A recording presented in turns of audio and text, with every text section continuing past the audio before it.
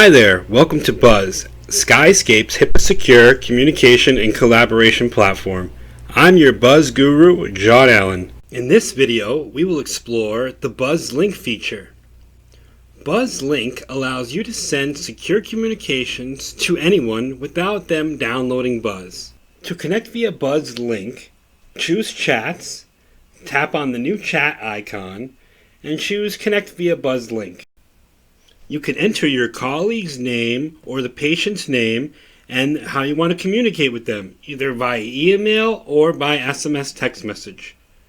You can also send them a raw text, and raw text is just that. It will send a non-encrypted message to the party.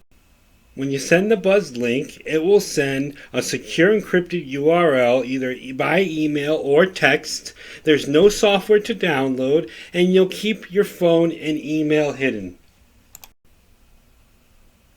You can also connect via Buzz Link through WeBuzz. While you're viewing your chats, click on the Global Actions icon. Scroll down to choose Connect via Buzz Link. Being able to send encrypted secure communications to anyone not in the Buzz environment will allow you to keep your workflow going steady. Thanks for watching. Please like, comment, and subscribe.